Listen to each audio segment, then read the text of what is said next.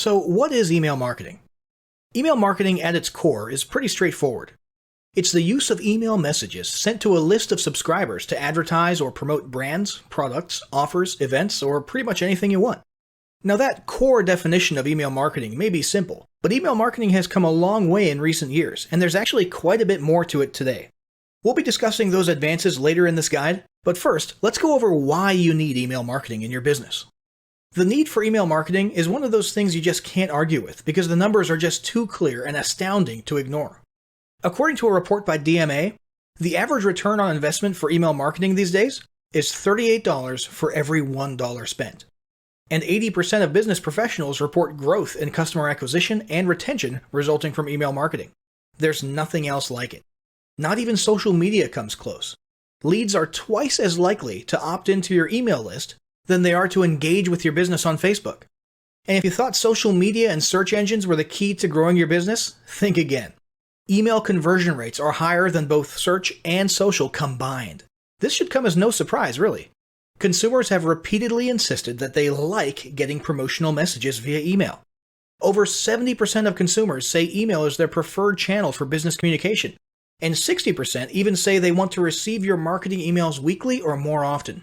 So in light of all the recent trends and data, there's really no questioning the critical importance of email marketing in your business. If you're not using email marketing in your business, it's time to start right now. The only question is, where do you get started? So as you've probably guessed, robust email marketing operations can't exactly be run from your personal email account. You need an actual email marketing platform, commonly called an autoresponder service. These platforms handle a wide range of email marketing processes, from basic things like initial autoresponder sequences and weekly newsletter scheduling, to more advanced stuff like automation workflows, which we'll discuss later. Popular platforms that can handle most of these functions include GetResponse, Aweber, ActiveCampaign, Constant Contact, iContact, Campaign Monitor, MailChimp, SendReach, SendLane, ConvertKit, SendGrid, Vertical Response, Market Hero, Infusionsoft, and Ontraport. And that's just most of the more popular ones. As you can see, there are a ton of email marketing platforms out there for you to choose from. You should dedicate a day or two to researching each one, comparing features and pricing, and determining which one is best for your business. Once you've chosen an autoresponder service, it's time to start thinking about email marketing strategies.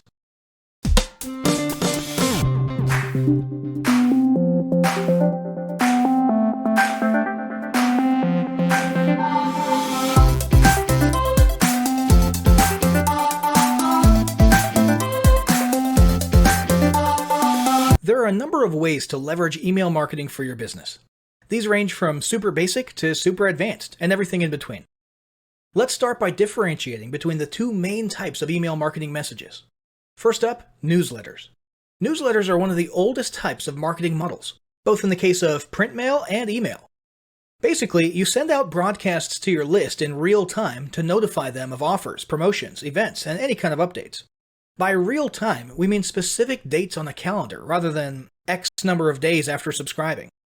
Newsletters are great because they provide a lot of flexibility, can be planned well in advance, and allow you to adjust your marketing and customer relationships on the fly based on what's going on in your industry at any given moment. Also, their real-time nature means everyone on your list is on the same page at any given time, which is great for moving large amounts of traffic at once. Next, there's autoresponder sequences. Autoresponder sequences are a predetermined series of emails that each new subscriber to your list gets after signing up. Where newsletters are great for producing massive effect at one time, autoresponders are great for easily ensuring every subscriber gets exposed to the same things in the same order. This means regardless of real dates on a calendar, you can ensure that each lead gets the same message on the same numbered day in relation to when they subscribed. Bob, Ricky, and Sue will each get your top 3 tools for driving traffic promo email 4 days after they join your list, regardless of when each of them joined. If you have a handful of products that you want to ensure get offered to all your subscribers after they opt into your list, then an autoresponder sequence is the way to accomplish that. Want to sequentially market 60 days worth of affiliate products to each subscriber who joins your list and make sales on autopilot while you relax on the beach? Then a 60-day autoresponder sequence is the ticket.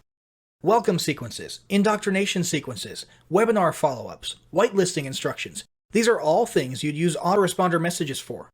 And then, of course, the most basic function of an autoresponder message, would be lead magnet delivery. Even if you don't use it for anything else in your marketing, you'll need it at least for that initial interaction in which you deliver the free report or whatever you use to get the subscriber on the list.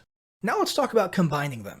Ideally, a solid email marketing strategy will use a combination of newsletters and autoresponder sequences. At a minimum, you should have one robust welcome sequence in which you familiarize your subscriber with your brand.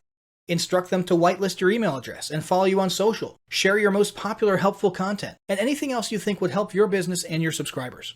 Ideally, after that, you'd put them through at least a few cross-selling emails in which you introduce them to some of your own products or some affiliate offers.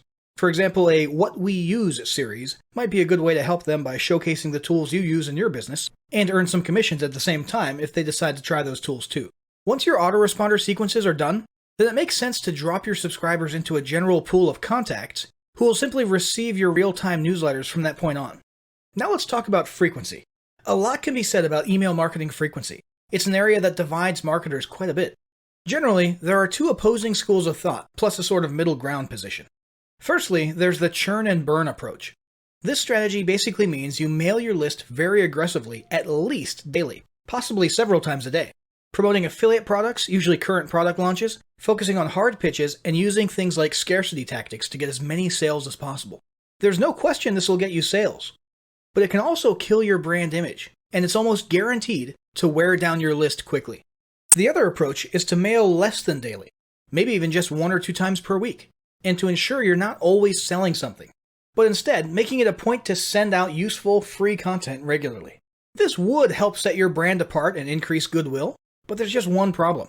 Nobody will notice your brand. We're living in a time where everyone is bombarded day and night with promo emails.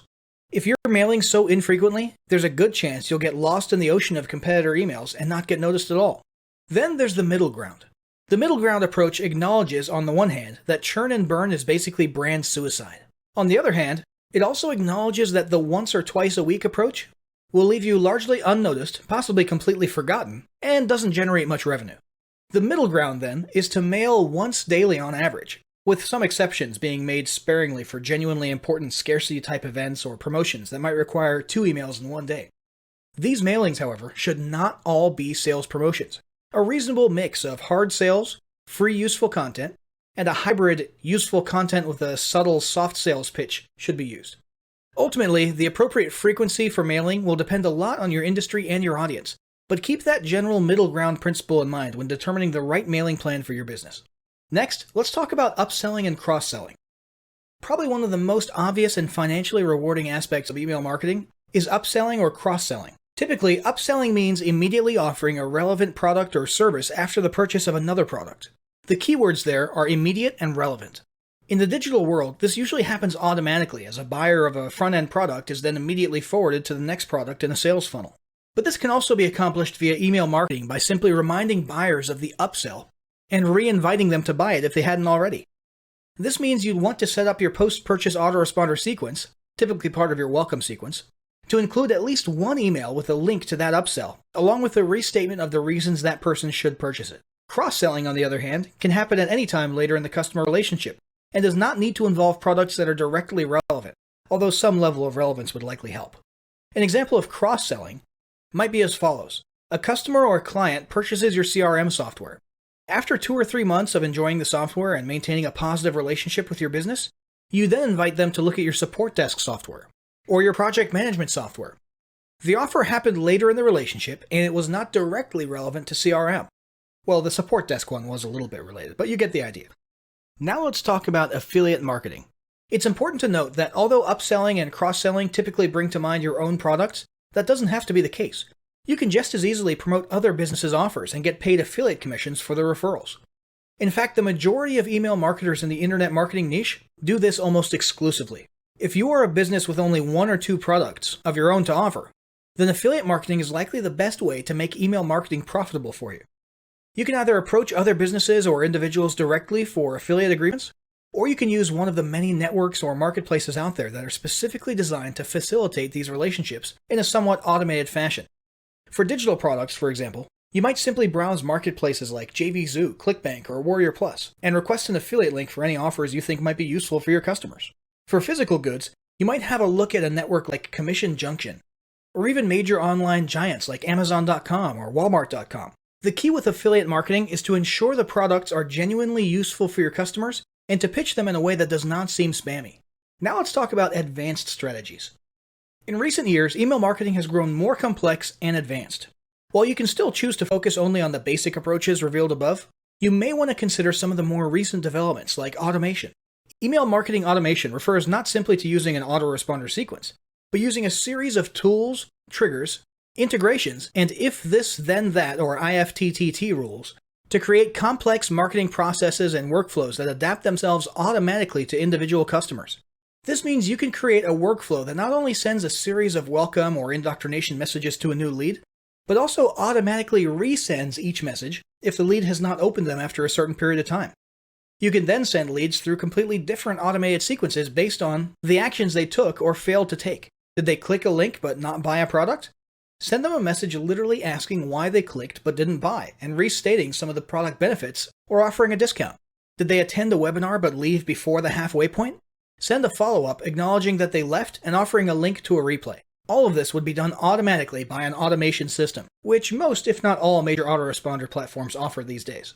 Some further advanced developments have been added to or incorporated into the recent automation trend. Scoring is a method by which your email platform applies a point value to certain actions, such as opening, clicking, or buying, contributing to an overall score designed to give you a quick idea of how engaged or valuable a subscriber is.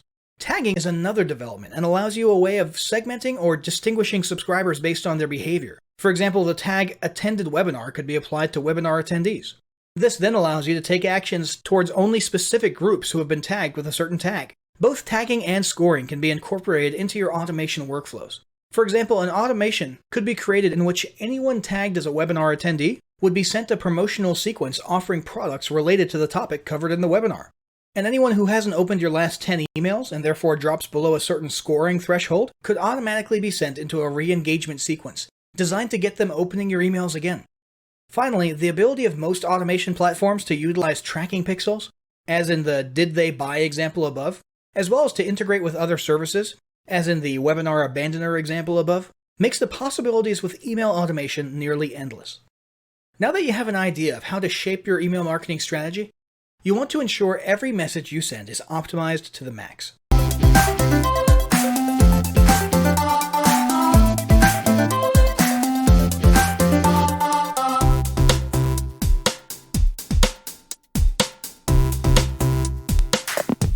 Once you've established a strategy and are ready to begin email marketing, you're going to want to ensure you optimize all your email campaigns as much as possible to maximize your ROI. The first step is getting people to open your emails, and that starts with the subject line. Subject lines are absolutely critical. They're basically the bottleneck of all your email marketing success. You need to convince people whose inboxes are full of promotional emails that yours is worth opening. And you've only got around 70 characters to do it. And now, by the way, that's not a hard limit. It just happens to be the case that most people don't go past 70 characters. The other thing to consider is that a lot of people view their email on tablets and phones, so the visible characters are even fewer in those cases. Now, there's several different styles of subject lines to use. We'll discuss a handful of popular ones here. First, there's the benefit subject line. This is where your subject line clearly states a benefit like drive more traffic and boost conversions. Then there's the opposite style, the pain subject line. This is where your subject line reminds subscribers of their problems. For example, does WordPress make you pull your hair out? That might be a great one if you're pitching a drag-and-drop web builder. The story subject line is another useful one and literally involves a line from a story designed to get the reader to want to open your email so they can hear the rest of it. For example, so I was walking my dog the other day and suddenly ... or something like that. Then there's the blind subject line, which means hinting at something compelling but not revealing what it is, and letting the mysteriousness draw people in. This could be something as vague as, insane, you won't believe this. After that, there's the shock subject line, which mentions one noteworthy or shocking detail like, the president invited these affiliate marketers to the White House, seriously.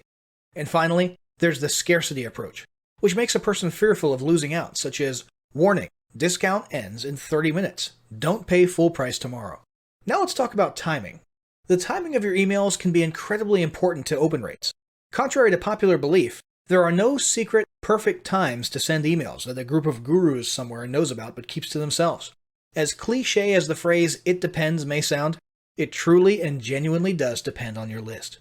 Where are they? Is the email one that you can expect them to open at work? In other words, is it a business-to-consumer email, or if you're doing B2B sales, are they a business owner or head of a relevant office who can and will open your email anytime during the workday? Is this a business-to-consumer relationship? Then your email would not be considered work email, and therefore you might want to email either early in the morning, during lunch, or in the evening after the workday. Same goes for days of the week. Are you targeting retail shoppers? Then the end of the week, Thursday or Friday, might be the right time to announce a major weekend sale. At the end of the day, you'll need to pay close attention to what times seem to produce the best results for your list and adjust accordingly. This will require some testing and analysis on your part. Now let's talk about personalization. Personalization can be incredibly effective in email marketing. It can be used in both subject lines and email bodies. In the case of subject lines, the use of a person's name has been shown to boost open rates by around 30%. Personalization can also obviously be used in the body of your message, and particularly when used in the salutation, can help encourage your readers to keep on reading further. Personalization doesn't have to stop at a person's name, however. Any data you collect via an opt-in form, including location, age, gender, birthdays, relationship status, and so on, can be utilized to personalize an email. Now let's move on to body styles. There are 1,001 ways to write your message body. The styles we'll discuss here happen to mirror the subject line styles we discussed earlier. There's the story approach, in which you engage your readers and keep them reading to see how it ends. There's the shock style, which introduces one shocking factor and entices the reader to click to find out more. The blind style is similar in that it claims something compelling, but it doesn't need to be shocking per se. And it also tends to not reveal any significant factors, except for results, causing the reader to want to learn the tool or solution that led to those results. The fear and scarcity style bodies tend to be short and sweet, emphasizing the "you're about to miss out" message. Finally, there are the full, long-form pre-sell style message bodies. This is where you're simply doing the necessary selling of a product idea before the reader even clicks the link to the offer. In this style, you typically touch on all the standard sales techniques, especially pain, problem, solution, benefit, call to action, and so on. Finally, let's move on to click-through rate optimization. There are several tactics that can be used to optimize your CTR. The first has to do with link placement. Placing your link in a few different parts of your email body, such as between paragraphs, at the end, and again in the PS, can be very useful. However, depending on your audience, it might come off as overly aggressive, and too many links may even trigger some spam filters. So always proceed with caution, test, and analyze your results to see if that third or fourth hyperlink corresponded to a higher unsubscribe or bounce rate. Other useful elements that can help are hyperlinked images, GIFs, and video-looking images with play buttons on top of them. Make sure there's really a video on the other end, obviously. Also, actual visual CTA buttons rather than just textual links might boost your CTR as well. And finally, countdown timers that can actually be embedded inside of your emails have become recently popular as well. So, as we've seen, there are countless factors that can affect your open rates and your CTR. The effect of each of these is completely dependent on your audience, and it's critical to understand that many of the tactics that sound like a great idea and might work well with one audience can actually harm your performance in some cases. So the key is to constantly be testing and analyzing. Specifically, make sure to test and analyze these things in isolation, not all at once, so you know what thing caused which effect. Once you've got some optimized email campaigns going, you'll need to ensure you're properly managing your email list, and that's what we'll cover next.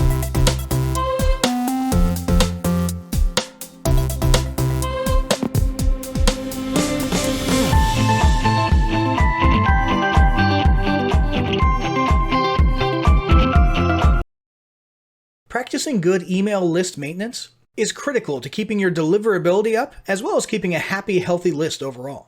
Low open rates, unsubscribes, complaints, inactive subscribers, and bad hygiene in general can severely impact your ability to get in the inbox and avoid the spam filter. It can also cause you to get on the bad side of your autoresponder service, which can often mean having your account shut down and losing access to your list. For that reason, it's imperative that you pay close attention to all of these list maintenance techniques. First up, let's talk about lead quality.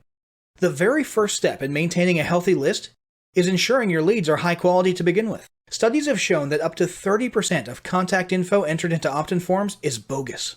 Furthermore, it's generally accepted that most people who do put a real email address in don't put their best one in. Most people have a secondary email address that they don't check regularly, and they use it exclusively for collecting lead magnets and promotional stuff.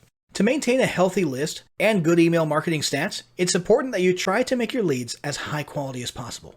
One way to do this is to use confirmed opt-in, also sometimes called double opt-in. This way, people have to click a confirm your request for information link in an initial email prior to being added to your list and getting the lead magnet they were promised. This helps ensure you're getting real email addresses and that your subscribers will be less likely to forget that they indeed opted into your list. However, although this solves the problem of fake emails, it doesn't quite solve the problem of secondary or low-quality email addresses. And this also reduces the overall amount of leads added to your list, although most would argue the lead quality is worth the smaller number of leads. One further approach to ensure your email addresses are high quality is to simply avoid traditional opt-in forms altogether. Various solutions exist for acquiring high-quality contact data without relying on blank form fields. Facebook lead ads and Twitter lead cards are good ways to capture quality names and emails associated with people's social media accounts. Even better, tools like Mobile Opt-in and Warlord Mobile Leads allow you to capture the name and email associated with a person's smartphone email account. Finally, building a buyer's list with a low-price tripwire offer, in which contact info is derived from the transaction data, is also an effective way to ensure your lead's contact info is legitimate and high quality. Now let's talk about segmentation. An excellent way to maintain a healthy and happy list is to segment your subscribers. It's always likely that you have people in multiple niches, industries, and walks of life on your list. To help make sure your subscribers are only getting promotions that are relevant to them, it's a good idea to segment. For example, in the IM niche, you might have e-commerce store owners who sell physical goods, as well as affiliate marketers who operate exclusively in the digital market space. There's a good chance that multiple emails about things like affiliate marketing secrets or private label rights products and make money online opportunities would probably annoy the e-commerce store owners enough to mark your emails as spam, complain, or unsubscribe.